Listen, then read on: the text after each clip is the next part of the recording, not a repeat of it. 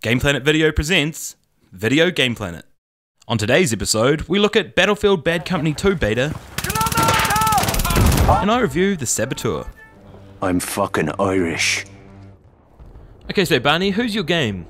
I'm currently looking at the closed beta of Battlefield Bad Company 2 from EA DICE, and it's coming out on Xbox 360, PS3, and the PC. Oh yeah, and what does he do? It's a continuation of the Battlefield franchise, which is large multiplayer battles with vehicle combat being a major feature. Currently the beta only has one level and one game type, which is the Rush game mode. Rush is made up of two teams, attackers and defenders. Attackers are trying to destroy crates by arming timed explosive charges or destroying the crates with force. The attackers have about 100 tickets, and they lose one ticket every time someone from their team die. When they reach zero, the defenders win. If they manage to destroy the crates before their tickets run out, the round moves on to a new location on the same map and new objectives.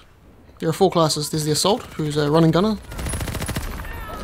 and then there's the Engineer, who's basically there to destroy tanks or repair them. The Medics are there to heal and revive players, which is important if you're an attacker, because if you're killed but revived before you respawn, you don't lose a ticket. And then there's the Recon, which is basically a sniper class. They can spot other players and call in mortar strikes. One of the main features of Battlefield Bad Company 2 is that the environment is semi-destructible. Certain buildings can be destroyed, walls can be blown out, and certain high explosives can create craters that affect vehicle mobility and create new places to hide. And how does he play? In other Battlefield games, even on maps that were full of players, you could have games where you had very little combat because of the multiple objectives, had people going to different areas of the map, not actually having any conflict between them. In Bad Company 2, the maps are a little bit more restricted, so the objectives are always at the centre of attention, making sure the teams are always going at each other. Add this to being able to spawn on your squad mates. The action feels far more intimate and immediate than it has in any of the other Battlefield games. Yeah, we got a sniper right over there. Yeah, how do you like that shit? Entire buildings can be leveled if they're the right material, which in turn can destroy the crates without a charge actually needing to be placed. So they can actually create a nice little bit of variety. And also, playing online in the beta against mainly Americans, my PS3 has pretty much been lag free, and I'm on a dirty telecom plan, so hooray for me. Any final thoughts on this game? To be completely honest, I think it's Modern Warfare 2 with tanks, which is a good thing because I don't like Modern Warfare 2 without tanks. The small team sizes and the map restrictions lead to a lot of action that allows individual players to have a major effect on how the matches turn out, which is great for public matches. But the variety of weapons, gadgets and vehicles mean that playing as a team or as your squad actually helps out quite a bit. I've been enjoying playing in the beta so much that the game is now a day one purchase for me in March 2010, which is no lie.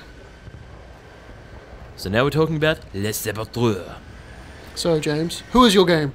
The game I'm reviewing this week is the Saboteur from Pandemic Studios. It was released by EA, and it was the last game that Pandemic actually made.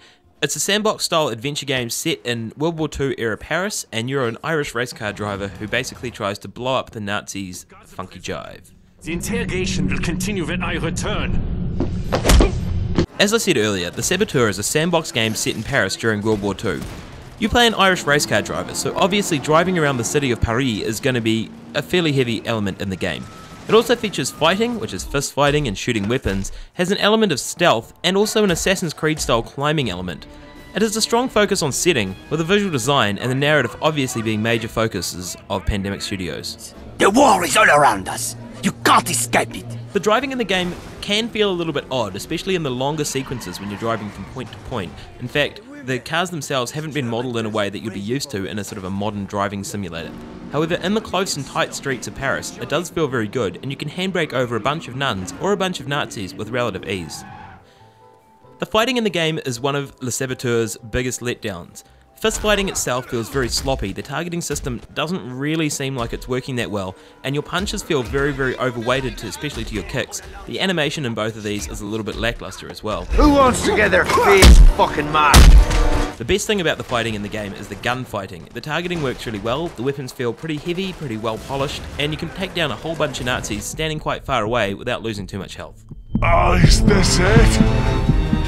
The stealth element in the game is fairly important in getting through the game. Unfortunately, it's not carried off that well. Your stealth meta is set off by a range of things, including acting suspiciously around Nazis, climbing up walls, or driving through areas where you're not supposed to be.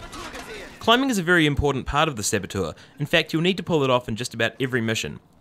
Unfortunately, the way it's been implemented by Pandemic can make it feel like a bit of a chore. You end up bashing a single button over and over again in order to nambly-pambly scale your way up a particular surface. Whether they took into account the fact that you're a chain-smoking alcoholic Irishman into the dynamic of climbing in the game doesn't really matter. It certainly doesn't feel like Assassin's Creed, and it can feel a little bit bothersome. Another thing is it really sets off your stealth meter, so if you particularly have to climb a wall in order to get away, the Nazis are going to know all about it, and it effectively takes away the point of stealthing yourself over a wall. The visual style of the game is pretty awesome when you first start playing it. There's a black and white film noir setting to everything with big, bold, red Nazi banners everywhere. You really feel like you're in Paris in the 1940s. It's very smoky, it's very dark, there's a lot of shifty behaviour going on. One of the dynamics of the game is called the will to fight. When you take down a major piece of artillery or enemy infrastructure, it returns the colour and the life to the part of Paris that you're standing in. Unfortunately, this turns on some sort of glow stick vomit effect, where all the textures become ultra bright, and the colour comes flooding back to the world. This does kind of ruin the awesome film noir element you get with the game, and it detracts from the visual style overall. Overall, the Saboteur is quite a fun game. You end up having a good time scaling walls, shooting Nazis, driving over people, and shooting up the bigger set pieces of the game. The sandbox element is good, and it gives you a full reign of the city of Paris, which actually feels kind of authentic, even if you've never been there. The good things about the game are sort of chiseled away though, by the way that the visual style of the game changes over time, the terrible dialogue, The women of your country will learn to savor the taste of a purebred German bratwurst. and the unfortunate character animations which can help take away from the fact that you're immersing yourself in 1940s Paris. I'd say if you want to have a good time playing as a drunk Irishman, it's worth it for a rental, but I wouldn't really say go out and buy it. And that's the end of Video Game Planet. We promise to try a little bit harder next time.